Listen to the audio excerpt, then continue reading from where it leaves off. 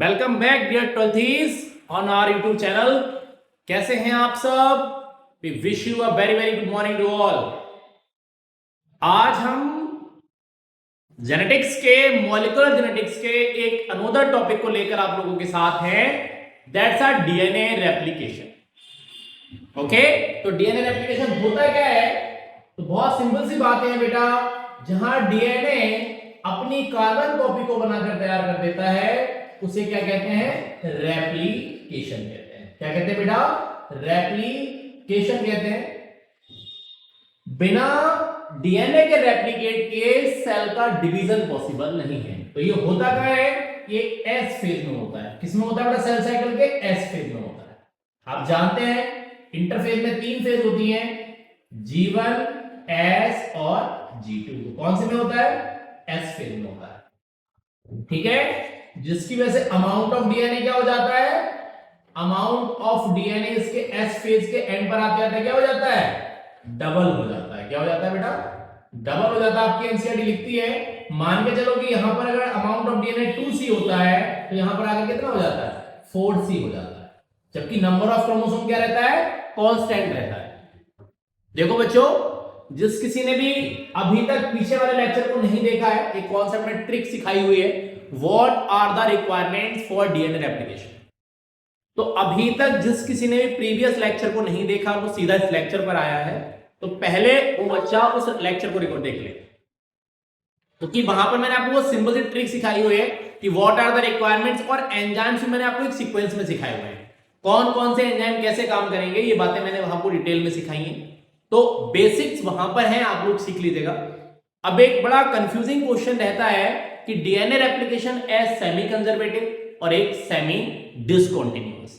बच्चा मैं देखता हूं हर बार, कई बार ऐसा होता है कि बोर्ड्स में कॉपी चेकिंग के ड्यूरिंग या कभी हमारे यहाँ एग्जाम्स के ड्यूरिंग देखते हैं हमारे एकेडमी पर टेस्ट सीरीज चल रही है, बच्चे पूछा तो सेमी कंजर्वेटिव था, बच्चा सेमी डिसकंटीन्यूअस लिखाया, और पूछा सेमी डिसकंटीन्यूअस था, बच्चे ने सेमी कंजर्वेटिव लिख दिया। तो बिल्कुल पहले अपने माइंड को मेकअप कर लो। देखो बेटा, जो भी क्वेश्चन आपसे पूछा गया वो क्वेश्चन खुद चीख के बोलेगा कि मुझसे पूछा गया है। ओ मैं ये हूं, लेकिन आपको पहले उसे सेपरेट करना आना चाहिए। देखो दो बातें यहां पर, पहला सेमी, सेमी का मतलब क्या होता है? हाफ। कंजर्वेशन का मतलब क्या होता है? किसी को स्टोर करना, मतलब इसका मतलब कि आधी इंफॉर्मेशन को स्टोर करेगा। क्या मतलब होता है कि जब डीएनए का रेप्लिकेशन होता है तो एक स्ट्रैंड तो पेरेंटल होता है और एक नॉन पेरेंटल, बोले तो न्यू बना हुआ होता है। तो आधे तो उसने कैरेक्टर को होल्ड किया हुआ है, इसीलिए डीएनए का रेप्लिकेशन क्या कहलाता है? Semi conservative. मैं दोनों बातें बिल्कुल आपको क्लियर करा दूंगा बेटा। देखो, तो after the completion of DNA replication each DNA molecule would have one parental and one newly synthesised strand. इसे नॉन पेरेंटल भी कह सकते हो। This scheme termed as semi conservative replication of DNA. इस बात का एक्सपेरिमेंटल प्रूफ जो था वो दिया था किसने? देखो लिखा होगा मेसेल्सन एंड स्कैल। कब? 1958। किसमें दिया हुआ? यूजिंग ऑफ ई कोली। मैंने आपको पहले भी बोला है, एक्सपेरिमेंट मटेरियल हमेशा ऐसे सिलेक्ट करते हैं जिसका लाइफ स्पैन कैसा होना चाहिए बच्चों? शॉर्ट। पूछा जाता है कि मेसेल्सन और स्कैल एक्सपेरिमेंट क्या है, तो क्या है बेटा? DNA replication as semi conservative.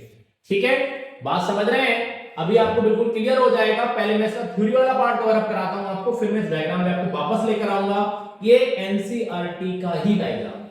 उसके बाद मैं आपको एक अलग से डायग्राम बनाना भी सिखाऊंगा, क्योंकि मैं दो कॉन्सेप्ट आपको एक साथ कनेक्ट कराऊंगा। ठीक है, आप समझ भी पाएंगे मजे से, और ऐसा भी नहीं लगेगा कि आपने कभी पढ़ा नहीं है बेटा। ये मेरी आपसे पक्का पक्का बिल्कुल श्योर वाली गारंटी है।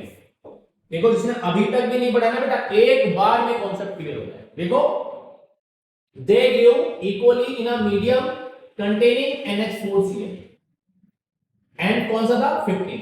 ये हैवी आइसोटोप था नाइट्रोजन का।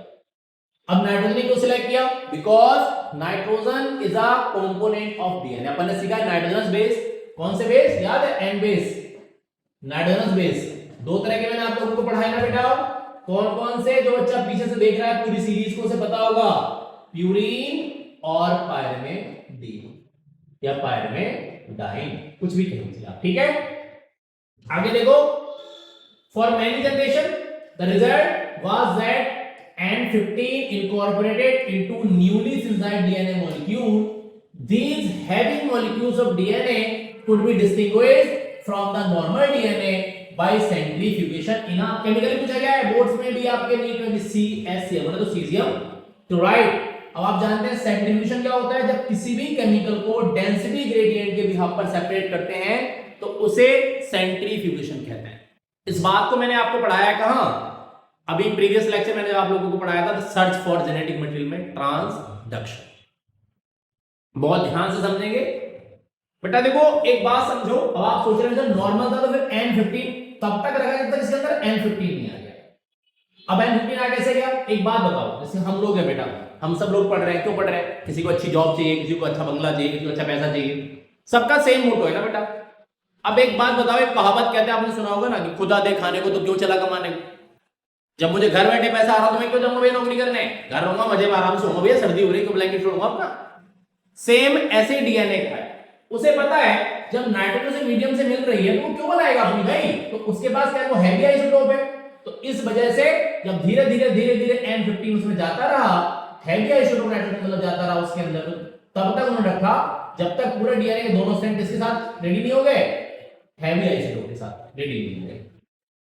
ठीक है, अब उन्होंने क्या किया देखो, then they transferred the cell into a medium containing normal NH4Cl, मतलब इसे कहते हैं लाइट आइसोटोप, आपको पता है N14 होता है normally, and took sample at various definite time interval, जैसे 20 मिनट, 20 मिनट में ही जो लिया, तो बेटा ई कोली का जो सेल डिवीजन का टाइम पीरियड होता है वो 20 मिनट होता है। कितना होता है बेटा, 20 मिनट होता है।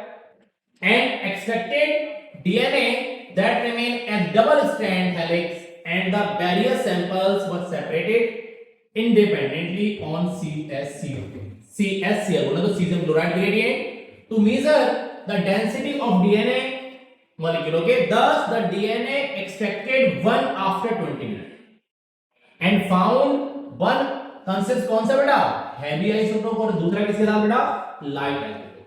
बोले तो 100% डीएनए कैसा बना, हाइब्रिड डीएनए बना। ठीक है, तो इसके बाद अब सोचो एक डीएनए से आपके पास वही प्रीवियस स्लाइड में वापस चलते हैं। अब आप यहां आ जाओ, यहां ध्यान से देखेंगे, थोड़ा सा मैं इसे जूम कर देता हूं आपको ताकि आप और क्लियर कर पाए। आप सभी की एनसीईआरटी में डायग्राम बना हुआ बेटा, आप आराम से इसे देख सकते हैं, बिल्कुल एकदम क्लियर प्रूफ में आपको बताते चलता हूं। इसे देखो, देखो ये पहला वाला, देखो दोनों डीएनए अपन को रेड कलर से दिखाए गए, मतलब इसका मतलब क्या है कि दोनों के पास कौन है, N15 और N15। आप आराम से देखो बिल्कुल और समझो। ठीक है, अब क्या हुआ, इसे शिफ्ट कर दिया गया किसके साथ, अमोनियम क्लोराइड के उस मीडियम में जिसमें कौन था, नॉर्मल आपका कौन था, नाइट्रोजन, जैसे कहते हैं लाइट आइसोटोप। अब आप देखो जैसे कि ये डीएनए का आप देख पा रहे हैं, ऐसे मान लो ये डीएनए आपका ऐसे, आप ऐसे देखो, ये ऐसे तो डीएनए होता है ये, तो जब ये ओपन हुआ होगा, ध्यान से समझना है, तो ये ऐसे तो ओपन होगा, ऐसे ठीक है, तो पूरा ओपन नहीं होता, मैं भी आपको सिखाऊं। दूसरा वाला स्टैंड ऐसे, ये देखो ऐसे अलग कलर से मैं दिखा रहा हूं आपको, देखो अब ये इसके अपोजिट वाला है, ये नया स्टैंड आ गया, और इसके अपोजिट ये वाला नया स्टैंड आ गया। ये भी आपको ध्यान रखना है बेटा, ठीक है, ये पता लगे आप दोनों सेम कर दो, नहीं जैसे देखो अब समझो, यहां पर एक कांसेप्ट और क्लियर कर लो।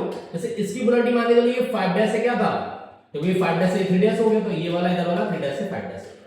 तो देखो ई वाला एंड कौन सा आया, 5' से 3', और ब्लू वाला कौन सा था, 3' से 5'। इसका मतलब इसके पास जो न्यू बना है वो 3' से कौन सा है, सॉरी 5' से कौन सा है, 3', और इसके पास जो बना होगा ना 3' से 5'। एक ध्यान रखना है कि कहीं ऐसा ना हो कि आप दोनों एक साइड ही कर दो, अलग अलग ओपन के अपोजिट, जैसे मान लो इधर वाले के साथ तो इसका दूसरा स्टैंड जुड़ेगा नया जो नॉन पेरेंटल होगा, इसका अलग। तो आप यहां देखो, देखो अपन ध्यान दो, इसका देखो ये वाला इस राइट हैंड हमने कैसे निकाला, तो ये ग्रीन वाला को हो गया ध्यान दो, एक के साथ N14 के साथ, तो क्या हो गया देखो, दो डीएनए बने, दो डीएनए बने, सिर्फ एक स्टैंड किसके साथ है, N15 के साथ, और एक इसका N14 के साथ। इसका मतलब 100% डीएनए कैसा है, हाइब्रिड डीएनए। कैसा है बेटा, हाइब्रिड डीएनए। फिर से कंटिन्यू कराया किसके साथ, NH4Cl के साथ, जो कैसा है बेटा, इसका लाइट आइसोटोप है। तो देखो अब कॉमन सी बात है कि भाई ये N14 तो रहेगा ही रहेगा, इसके साथ दूसरा कौन सा जुड़ेगा, N14 वाला ही आएगा बेटा, कोई नया तो जुड़ के आने वाला है नहीं। तो देखो 4 बने, 4 में से 2 कैसे हैं, हाइब्रिड, और 2 कैसे हैं, लाइट स्टैंड, मतलब 50-50% का रेशियो है। अब अगर आप NH4 में कंटिन्यू करते रहेंगे सीएल में, तो किसका, इसका नंबर तो सेम ही रहेगा, कितना 2 का 2 रहेगा, जबकि बढ़ेंगे कौन से, लाइट वाले बढ़ते चले जाएंगे। ये मत समझना ये पहले वाला N14 है, नहीं, हर बार इसमें एक नया N14 ऐड होकर आएगा। अभी मैं आपको बिल्कुल क्लियर सिखा दूंगा एकदम। ये देखो ये आपकी ये हाइब्रिड है, ये लाइट और हाइब्रिड दिखा रही है, डेंसिटी ग्रेडियंट के यहाँ पर सेपरेशन है। अभी मैं बिल्कुल आपको डायग्राम क्लियर करके दिखा दूंगा, अभी आप लोग बिल्कुल एकदम क्लियर कर समझ पाएंगे। अब आप एक क्वेश्चन सॉल्व करेंगे बच्चों, आपकी एनसीईआरटी का है, अगर आप कर पाएंगे देखो इसके बाद क्या प्रूफ हो गया कि भाई एक स्ट्रैंड कैसा है, पेरेंट कैसा है, newly synthesised, that mean DNA का रेप्लिकेशन कैसा होता है, सेमी कंजर्वेटिव होता है। देखो ठीक है, अब एक क्वेश्चन है बेटा, देखो मैं आपको यहां दिखाने की कोशिश करता हूं, आप देख पाएंगे। देखो ये क्वेश्चन बोर्ड्स में पूछा गया है, ठीक है, मैं भी आपको दिखा रहा हूं। देखो कहीं से ऐसा नहीं है, देखो ये लिखा है, in an experiment E. coli is grown in a medium containing NH4Cl N14 is a light isotope of nitrogen followed by growing it for 6 generations in medium का having heavy isotope of nitrogen after 6 generation their 6 generation समझ रहे हो कितनी बार, 20 minute, फिर 40, फिर 60, ठीक है, फिर कौन सा 80, फिर 100, फिर 120 मिनट हो गया। 6 जनरेशन की बात चल रही है, ध्यान देना है। अब देखो जरा 6 में आप यहां काउंट करो, 1 से कितने बने, 2, पहली साइकिल, फिर 4, फिर 8, फिर 16, फिर 32 और फिर कितने 64। ध्यान दो होगी साइकिल पूरी 1 2 3 4 5 और 6 साइकिल पूरी होगी, ठीक है। To caesium chloride density gradient centrifugation identify the correct density light और हाइब्रिड और heavy and ratio of the band of DNA in caesium chloride density gradient. ये बोर्ड 2024 में क्वेश्चन, ठीक है। आप सभी लोग मुझे, मैंने एक आपका आधा सॉल्यूशन करा दिया, इसका आंसर मुझे आप कमेंट सेक्शन में सब बताएंगे। कहां बताएंगे, कमेंट सेक्शन में बताएंगे। देखो आधा सॉल्यूशन मैंने आप लोगों को करा दिया है और आधा आप लोगों को करा के मुझे बताएंगे इसमें से B A B C D में से कौन सा आंसर आप लोगों का होने वाला है, ठीक है। आपके छोड़ा है मैंने, ये आंसर आप लोग मुझे बताएंगे, आपके पास समझ में आ जानी चाहिए, मैं उम्मीद करता हूं, ठीक है। बहुत ध्यान से समझेंगे। देखो another simple experiment of DNA replication was as semi conservative was conducted by Taylor and his colleagues, बड़ा इंपॉर्टेंट है। और इन्होंने एक्सपेरिमेंट मटेरियल लिया था किसे, विक्सिया फेवा, को से फेवाबीन्स कहते हैं, और किसके साथ, रेडियोएक्टिव थायमिडीन के साथ। अब थायमिडीन किसका कंपोनेंट होता है आप जानते हैं, डीएनए का होता है। ये क्वेश्चन आपके एनसीईआरटी का है, 80 मिनट के बाद आपसे पूछा गया है what is the ratio proportion of light and hybrid density molecule. तो ये 2 क्वेश्चन मैंने आप लोगों को छोड़े हैं जो आप लोगों को खुद करने। अगर आपसे कोई भी क्वेश्चन नहीं होता, आप मुझे कमेंट सेक्शन में बताएंगे कि सर हमें सॉल्यूशन करा दीजिए, तो मैं आपको इन दोनों के क्वेश्चन का सॉल्यूशन लेकर आऊंगा। ये मैंने आज आपको क्वेरी छोड़ी हुई, ठीक है, समझ में आ गई बात। बिल्कुल ध्यान से समझो, अगर आप इस डायग्राम को भी देखोगे तो भी आपको आंसर मिल जाएगा। ये ऐसा नहीं है कि बोर्ड्स में क्वेश्चन आते हैं बेटा, ये आपके नीट में पूछे जाते हैं, तो आपको बिल्कुल प्रेप होकर रहना है। देखो मैंने अभी बताया सेमी कंजर्वेटिव, अब बारी आने वाली है सेमी डिसकंटीन्यूअस की। मैं कराने को अभी करा दूं, लेकिन बेटा देखो आप नहीं कराएंगे तो फिर आप क्वेश्चन नहीं कर पाएंगे। बस मैं इसलिए छोड़ रहा हूं, आप टॉपिक को पढ़ने के बाद अगर एक बार में आपको टॉपिक क्लियर नहीं हुआ, आप दोबारा फिर से इस वीडियो को प्लेबैक करके देखिएगा और फिर क्वेश्चन को कीजिएगा। मैंने बहुत आसान सी ट्रिक से आपको कॉन्सेप्ट सिखा दिया है, अब आप बहुत आसानी से कर पाएंगे। प्रीवियस को रिलेट कीजिएगा और आप आराम से करो। नहीं होता है तो we are there for you, हमारी प्रायोरिटी आप लोग हैं। अगर आपसे नहीं हो पाएगा तो मैं इस क्वेश्चन का सॉल्यूशन आप लोगों को करा दूंगा। सिर्फ सॉल्यूशन नहीं, विद लेक्चर दोबारा से मैं आपको सेमी कंजर्वेटिव पे लेकर आऊंगा और प्रॉपर क्वेश्चन का सॉल्यूशन करा के जाऊंगा, मेरा प्रॉमिस है आप लोगों से। बट आप लोग मुझे कमेंट सेक्शन में सब बताएंगे जिसे समझ में नहीं आया, जिसका क्वेश्चन नहीं हो पाया तो आप मुझे बताएंगे, तो मैं इस पे एक अलग से वीडियो अपलोड कर दूंगा, ठीक है। समझ में आ गई बात, बड़ा इंपॉर्टेंट है। अब आ जाओ अगले बात पर, डीएनए रेप्लिकेशन सेमी डिसकंटीन्यूअस। मैंने कहा ना, आप क्वेश्चन पूछने का पोटेंशियल तो रखो, अरे आंसर में क्वेश्चन में आंसर छिपा है, बट आपको पता तो होना चाहिए। देखो सेमी मतलब फिर से क्या हो गया, सेमी मतलब क्या हो गया, हाफ, और डिसकंटीन्यूअस मतलब क्या है, कंटीन्यूअस मतलब रेगुलर, मतलब कैसा है, इररेगुलर, मतलब क्या आधा तो कैसे चलेगा, हाफ तो कंटिन्यू होगा और हाफ कैसा होगा, डिसकंटिन्यू, तो दूसरे कैसा, इररेगुलर पैटर्न में चलेगा। अभी आप देख पाएंगे, देखो कुछ बातें बड़ी इंपॉर्टेंट सी यहां से सीखेंगे आप। Firstly both strands of DNA are open. आपको पता है कौन सा एंजाइम ओपन करते हैं, कहते हैं कौन सा एंजाइम, हेलिकेज। बहुत ध्यान से समझो, बिल्कुल मजे से चलो मेरे साथ सीखते हुए। एकदम आपको मजे में सिखा रहा हूं, तो आप मजे में सीखने की कोशिश करें। कौन सा एंजाइम देखो, हेलिकेज। हेलिकेज कौन से बॉन्ड ब्रेक करता है बेटा, ये हाइड्रोजन बॉन्ड ब्रेक करता है, इसीलिए इसे क्या कहते हैं, ये ओपन करा इसलिए कहते हैं कि अनबाइंडेज ही कहते हैं। क्या कहते हैं, कहीं कहीं लिखा होता है क्या, अनबाइंडेज। ओके, अभी आपको सिखाऊंगा डायग्राम के साथ, घबराओ मत बिल्कुल। The place on DNA where replication start, जहां से रेप्लिकेशन स्टार्ट होता है उसे ओरी कहते हैं, बोले तो ओरिजिन ऑफ रेप्लिकेशन कहते हैं। जो प्रोकैरियोट्स में तो क्या होती है, एक, और यूकेरियोट में क्या होती है, मल्टीपल। यही रीजन होता है, प्रोकैरियोट में तो एक होता है, ये इसे एक अच्छा वेक्टर बनाता है। आप बायोटेक में सिखाऊंगा आपको कि what are the good vectors. DNA जो होता है, जो प्लाज्मिड होता है, उसे बैक्टीरियल सेल से क्यों निकालते हैं, ह्यूमन सेल के डीएनए को एज अ वेक्टर डीएनए क्यों नहीं यूज किया जा सकता, या यूकैरियोटिक डीएनए को क्यों नहीं यूज किया जा सकता, तब आप वापस इस पॉइंट को दोबारा सीखेंगे। Okay, after the opening of both strands of DNA a zip like structure form produce, उसे कहते हैं क्या, उसे कहते हैं रेप्लिकेशन फॉर, और इसी वजह से डीएनए का रेप्लिकेशन क्या कहलाता है, जिपर डुप्लीकेशन, लुक्स लाइक। ठीक है, अब एक बार में पूरा स्ट्रैंड नहीं खुलता, पीसीआर में पूरा खुल जाता है। आप लोग सोच रहे होंगे सर अभी तो आप कह रहे हैं, अब आप कह रहे हैं अभी नहीं खुलता, अब आप कह रहे हैं खुल जाता है। पीसीआर एक आर्टिफिशियल टेक्निक है बेटा। ठीक है, आपको मैं बायोटेक में सिखाऊंगा पीसीआर के बारे में। आप लोगों ने सभी भी कोविड में सीखा होगा ना, आरटीपीसीआर एक वर्ड सुना होगा, उसी से मिलता जुलता पीसीआर, तब मैं आपको सिखाऊंगा वहां। पीसीआर में एक बार में पूरा स्ट्रैंड खुल जाता है, क्यों, वहां पर आप आर्टिफिशियल एनर्जी दे रहे होते हैं। बहुत ध्यान से समझो, अब यहां हमारे पास इतनी एनर्जी नहीं होती, तो डीएनए का स्ट्रैंड एक साथ पूरा नहीं खुलता। एक मैं आपको एक्टिविटी करा के दिखाऊंगा डीएनए की बहुत जल्दी, आपको एक शॉर्ट मिलने वाली है। आप हमारे चैनल पे बने रहिए, लाइक शेयर सब्सक्राइब कीजिए और लोगों तक पहुंचाइए। आप लोगों की सपोर्ट, आप लोगों का फीडबैक हमारे लिए बहुत ही ज्यादा वैल्यूएबल है।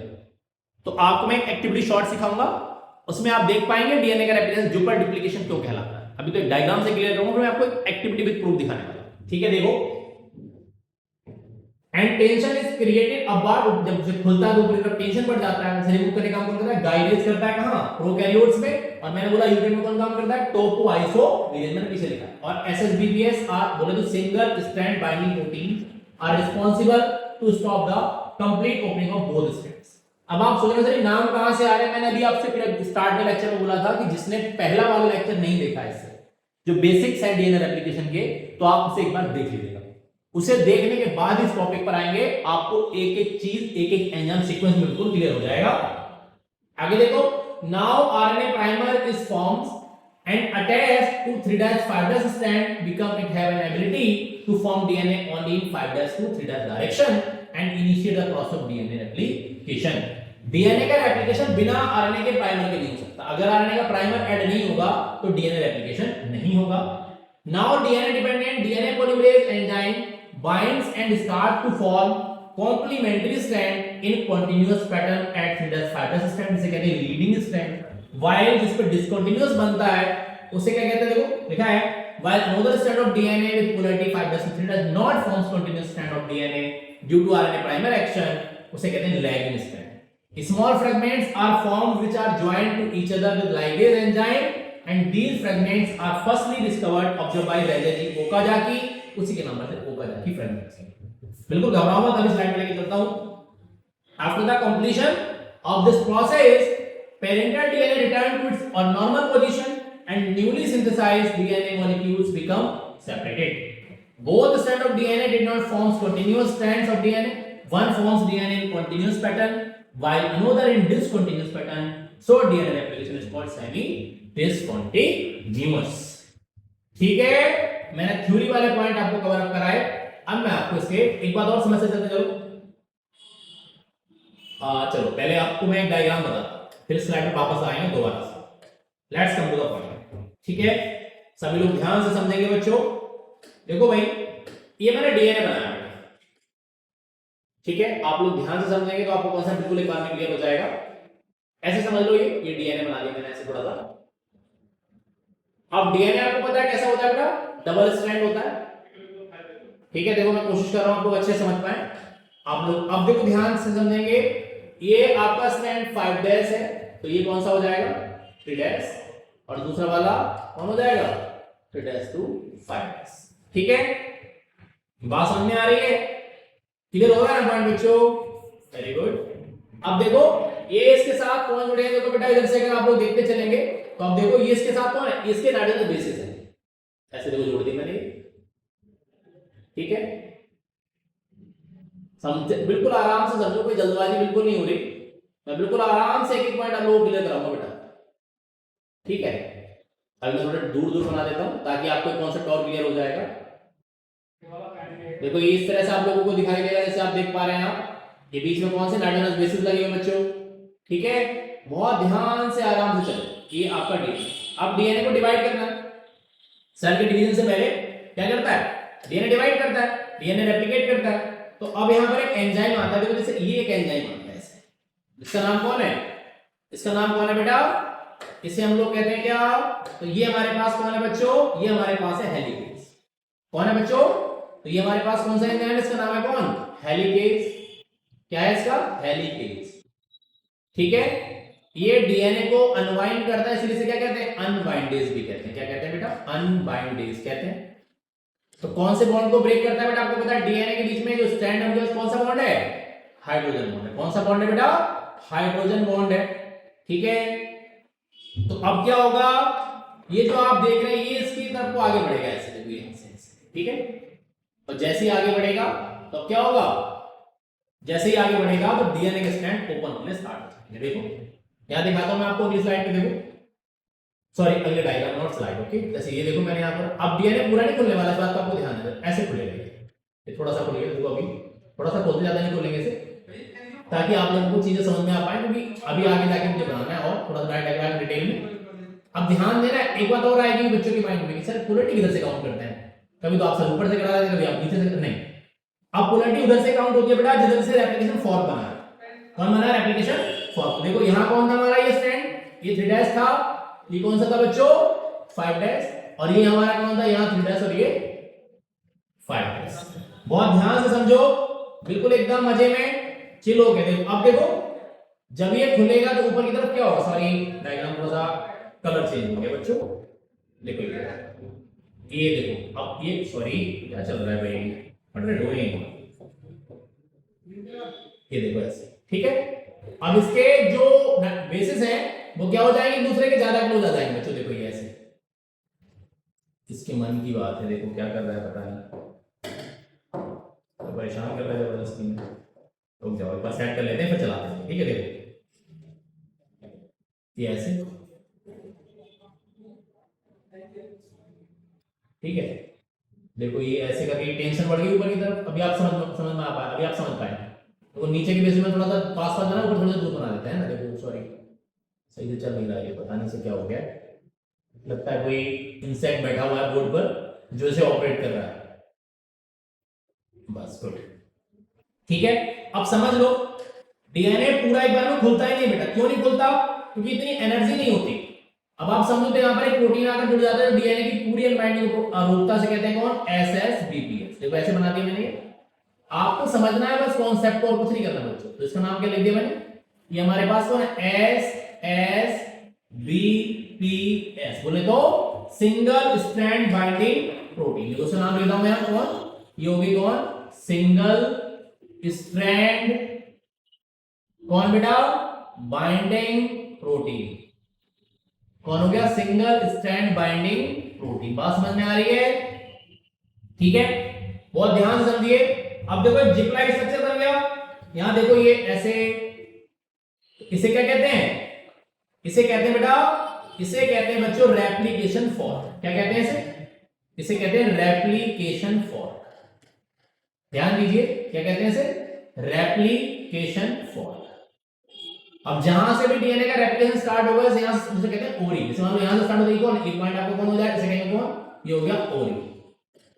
ओके, अब अगली बात समझो। अब यहां पर एक एंजाइम आता है बेटा जिसका नाम है कौन? अब दूसरा एंजाइम काम करेगा। आप कहीं से कहां तक याद करेंगे बेटा? देखो याद तो करने पड़ेगा, मैंने सीक्वेंस दिखाया। देखो ये एंजाइम है, ये कौन है? इस एंजाइम का नाम क्या है बेटा?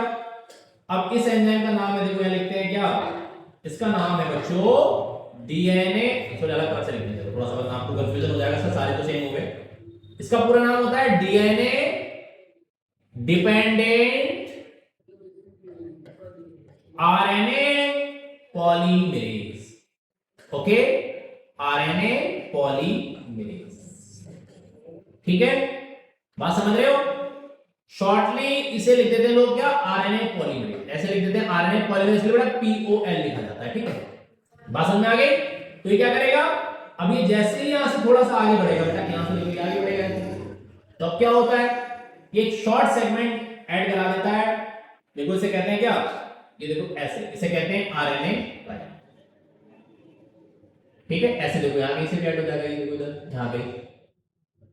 ठीक है, तो ये शॉर्ट सेगमेंट जो ऐड हुआ इसे क्या नाम देंगे, इसे नाम देते हैं कौन बेटा, आरएनए प्राइम। ध्यान से समझो, बिल्कुल एकदम मजे में, कोई जल्दबाजी नहीं, कुछ इसे क्या नाम देंगे, आरएनए प्राइम। एक शॉर्ट सेगमेंट होता है किसका, आरएनए का, a short segment of RNA which initiate the mechanism of replication is called, क्या कहलाता है, क्या कहलाता है, प्राइमर कहलाता है।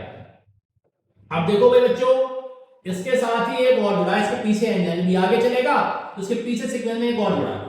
ठीक है, देखो पीछे सीक्वेंस में कौन जुड़ा हुआ है यहां से, अब यहां एक एंजाइम और जुड़ा है बच्चों, उसका नाम है कौन, इसका नाम है डीएनए डिपेंडेंट कौन, RNA, sorry not RNA, DNA dependent DNA polymerase.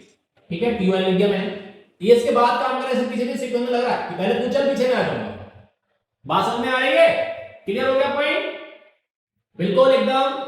ठीक है, अब एक बात और समझो, यहां पर एक एंजाइम और लग जाता है अगर साइड में इसके, इसे कहते हैं कि इधर से मान लो ये ऐसे गायरेज लगा, ये कौन लगा है बेटा साइड में, इससे अटैच होता है, इसे कहते हैं कौन, इसे कहते हैं गायरेज।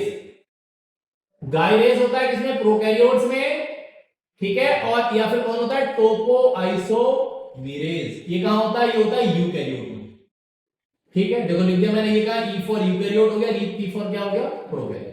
ठीक है, तो ये इसकी टेंशन को रिमूव करता है, क्योंकि आप रस्सी को खोलो, ऐसे खोलो तो क्या होगा, टूट जाएगा, टेंशन बढ़ जाएगी, पर सुपर कॉइलिंग इंक्रीज कर जाएगी। तो सुपर कॉइलिंग को क्या करना है, रिमूव करना है। तो यहां कौन काम करता है, प्रोकैरियोट्स में गायरेज, और यूकैरियोट में कौन काम करता है, टोपो आइसोमेरेज। ठीक है, बात समझ में आ रही है, चलिए समझ आ रही है, चलिए आगे चलते हैं। अब देखो, अब जैसे ही आगे बढ़ेगा, यहां से आपको पता है हेलिकेज आगे चल रहा होगा, तो अब रेप्लिकेशन फॉर्क थोड़ा सा बड़ा हो जाएगा। देखो ऐसे ऊपर वाला हिस्सा थोड़ा छोटा कर देते हैं, रेप्लिकेशन फॉर्क को थोड़ा सा बढ़ा देते हैं ऐसे। ठीक है, ओ सॉरी रुक जाओ, नीचे स्पेस थोड़ा सा उधर एडजस्ट यहां बना लेते हैं, उधर थोड़ा सा स्पेस ऐसे हो जाएगा, हां उधर थोड़ा जगह कम हो जाएगी बच्चों, तो यहां बना। ठीक है, थोड़ा लेबलिंग करने में भी आसान रहेगा और आप लोगों को समझना थोड़ा आसान है। देखो ये ऐसे, ओके समझिए यहां पर ऐसे, बिल्कुल ध्यान से, बिल्कुल मजे में देखिए। ठीक है, ऐसे ओके, क्वालिटी में सेम लेबलिंग कर देते हैं पहले की भी। देखो ये हमारे पास कौन था, ये था 3 डैश और ये था 5 डैश, और यहां से इधर देखो ये कौन था, ये था 5 डैश और ये कौन था बेटा 3 डैश था। ठीक है, ये धीरे धीरे चलेगा, एकदम से नहीं पहुंच जाएगा वहां तक, आपको लगेगा नहीं एकदम मिला, नहीं बिल्कुल नहीं। अब देखो जैसे ये, सॉरी कलर बदल गया, लग रहा है व्हाइट था मेरे हिसाब से, तो व्हाइट ही सिलेक्ट करना था। ये अब यहां पर भी कौन जुड़े होंगे, एसएसबीपीएस जुड़े होंगे, क्योंकि वो पूरे डीएनए को नहीं देते, है ना, बात समझ में आ रही है। और देखो साइड में मैंने एसएसबीपीएस को जोड़ा था, फिर से जोड़ देता हूं, यहां कौन लगे, ये लगे एसएसबीपीएस। ठीक है, देखो ये लगा है कौन, एसएसबीपीएस। अब जैसे ही प्राइमर आया होगा देखो, तो क्या होगा, यहां से एक चीज और समझ लो, अब यहां से डीएनए एस से आगे बढ़ना, ऐसे स्टार्ट हो, ऐसे चलेगा। ठीक है, तो देखो ऐसे, और इधर भी ऐसे जब जुड़ गया तो यहां से भी डीएनए किधर चलेगा, तो ऐसे चलेगा आगे को, इधर ऐसे। ठीक है, इस वाले को थोड़ा सा रुक बैक करते हैं, इसे भी एरो से बना देते हैं ना, रेड वाले को देखो सिलेक्ट है, तो ये इधर को रेप्लिकेशन कंटीन्यूअस चल रहा है, ये देखो ऐसे, और यहां ये ऐसे चल। ठीक है, एक शॉर्ट सेगमेंट और जोड़ता हूं ग्रीन कलर, देखो ऐसे, क्योंकि ये वाले पर क्या है, प्राइमर में तो सिर्फ किसमें, मैंने अभी आपसे पीछे लिखाया है नोट्स में, बताया थ्योरी वाले पार्ट में, ये सिर्फ 5 डैश से 3 डैश डायरेक्शन में काम कर सकता है। और देखो जरा जोड़ते हैं इस वाले को, तो यहां से कैसे चल रहा है डीएनए, देखो ये क्या कंटीन्यूअस है, ये बिल्कुल कंटीन्यूअस चल रहा है। तो देखो ध्यान दो, एरो लगा दिया मैंने, जबकि इधर देखो पहले एरो दूसरे वाले लगा दो, ग्रीन वाले, क्योंकि अभी यहां पर प्राइमर आपको पता है, प्राइमर आने में ऐसे होगा, ऐसे छोटा सा ऐसे यहां हो गया, ये ऐसे एक यहां हो गया, ये ऐसे देखो ऐसे एक यहां हो गया ऐसे। ठीक है, और आपको पता है यहां जुड़ा था ये स्टार्टिंग वाले से ऐसे। ठीक है, चलो देखो तो यहां से एक डीएनए का सेगमेंट ऐसे बढ़ गया, तो बढ़ गया, देखो आगे गए हम ऐसे, यहां से एक सेगमेंट ये बन गया, देखो ऐसे, यहां ऐसे एक सेगमेंट यहां से ये बन गया, ठीक है। बीच में देखो कौन सी बॉन्डिंग बन रही होगी बेटा, आप जानते हैं, ठीक है। तो यहां पर आपको पता है ये आपके कौन नाइट्रोजन बेसिस ऐड होते जा रहे होंगे, ऐसे देखो ये बिल्कुल क्लियर समझ से चलो। देखो डीएनए जो आपका डीएनए डिपेंडेंट डीएनए पॉलीमरेज है, वो सिर्फ सिंथेसिस ऑफ न्यूक्लियोटाइड से नहीं कराता, प्रूफ रीडिंग का भी काम करता है बच्चों, कि कोई गलत बेस पे आके ना जुड़ जाए, क्योंकि ऐसे बनता चला जाएगा आगे तक, ऐसे ऐसे यहां देखो ये आगे जाकर प्राइमर बेटा रिमूव हो जाता है, ठीक है। यहां पर कौन से एंजाइम, एक्सोन्यूक्लियर एंजाइम काम करेगा और उस प्राइमर को हटा देगा और डीएनए के सेगमेंट आगे जाकर सील हो जाएंगे, देखो ऐसे देखो। अब आप एक बात ध्यान से समझो, ठीक है, बिल्कुल ध्यान से फोकस करेंगे बच्चों सबके साथ। देखो ये डीएनए रेप्लिकेशन कैसे चल रहा है, कंटीन्यूअस, इस पर क्या चल रहा है, डिसकंटीन्यूअस। देखो लिख लेते हैं, देखो इस पर क्या हो रहा है, इस पर हो रहा है कॉन्टिन्यूअस रेप्लिकेशन, ठीक है बच्चों। और इस पर कैसा हो रहा है, इस वाले पर देखो, इस पर कैसा हो रहा है, डिसकंटीन्यूअस रेप्लिकेशन। किसकी वजह से हो रहा है बेटा, किसकी वजह से हो रहा है ये, मैंने आपको बताया किस आरएनए पॉलीमरेज की वजह से, ध्यान देना है, क्योंकि वो किस डायरेक्शन में, ओनली 5' से 3' डायरेक्शन में रिएक्शन को कैटालाइज करा सकता है, ठीक है। अब ये भी और समझ से देखो, अब एक डीएनए का स्ट्रैंड इस पर कंटीन्यूअस, सॉरी चलो तो सेम हो गया बच्चों, ध्यान दीजिएगा, एक पर कैसा चल रहा है कंटीन्यूअस और एक पे कैसा चल रहा है डिसकंटीन्यूअस। तो देखिए डीएनए का रेप्लिकेशन स्ट्रैंड पे कंटीन्यूअस चलता है, उसे कहते हैं कौन सा स्ट्रैंड बेटा, उसे कहते हैं कौन सा स्ट्रैंड, उसे कहते हैं लीडिंग स्ट्रैंड, बहुत इंपॉर्टेंट है। लीडिंग स्ट्रैंड की पोलैरिटी देखो क्या हो गई, तो कौन हो गई, that is 5, sorry not, that's a 3s2 5', okay. दूसरे पे कैसे चल रहा है डिसकंटीन्यूअस, इसे कहते हैं कौन सा स्ट्रैंड, इसे कहते हैं लैगिंग स्ट्रैंड, ओके। कौन सा स्ट्रैंड हो गया, ये लैगिंग स्ट्रैंड हो गया, जिसकी पोलैरिटी बच्चों क्या है 5'2 3'। अगली बात और समझिए, बिल्कुल एकदम बिंदास हो गए, क्या देखो अब डीएनए कैसा बन रहा है, सेगमेंट में बन रहा है, ठीक है। इसे सबसे पहले रैजेजी ओकाजाकी नाम के साइंटिस्ट ने देखा था, तो उसी के नाम पर से क्या कहते हैं, कहते हैं ओकाजाकी फ्रैगमेंट्स, क्या कहते हैं, ओकाजाकी फ्रैगमेंट्स, ठीक है। अब आपको पता है कौन कट हो रहा होगा, एटीपी, तो एनर्जी कहां से आ रही होगी, देखो आपके पास कौन होते हैं, डाई न्यूक्लियोटाइड ट्राइफॉस्फेट होते हैं, देखो जैसे बोलो तो डीएटीपी, डीटीटीपी, डीसीटीपी और डीजीटीपी। आप कहना सर ये कहां से आ गया, देखो ये होता है कौन, एडेनिन ट्राइफॉस्फेट, ये थायमिडीन ट्राइफॉस्फेट, साइटिडीन ट्राइफॉस्फेट, गुआनो, कौन अगला कौन होता है, कौन हो गया, गुआनोसिन ट्राइफॉस्फेट, ठीक है। डी वाला डीऑक्सी, तो जब डीएनए का रेप्लिकेशन होता है तो बेटा ये पहले तो ये जो डाई न्यूक्लियोटाइड इन्हें कहते हैं सबको डाई न्यूक्लियोटाइड ट्राइफॉस्फेट, क्या कहते हैं, डीऑक्सी न्यूक्लियोटाइड ट्राइफॉस्फेट, क्या देते हैं, देखो इसे कहते हैं सर, ये कौन है, ये है deoxy ribo nucleotide, ribo nucleotide triphosphate.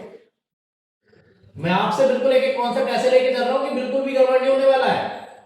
तो क्वेश्चन पूछता है इसकी डुअल फंक्शनिंग क्या है, तो देखो पहले टूटेगा तो कैसे टूटेगा, बनाएगा DAMP, ठीक है। देखो मोनोफॉस्फेट तो कितने फॉस्फेट निकलेंगे, 2IP लिख लो या PI, ओके। ऐसे DTMP प्लस कौन 2IP या PI कुछ भी लिख लो, फिर DCMP प्लस 2IP और DGMP प्लस 2IP।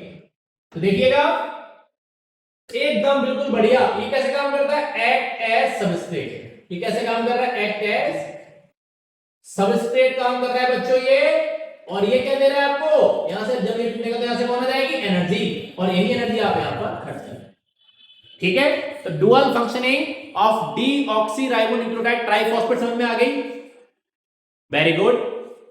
एक छोटी सी स्लाइड को और ऐड करते हैं, अब देखो कलर पे भी ध्यान रखना, रेड कलर बनाया मैंने, let's come to the point, अगली स्लाइड को ऐड करते हैं।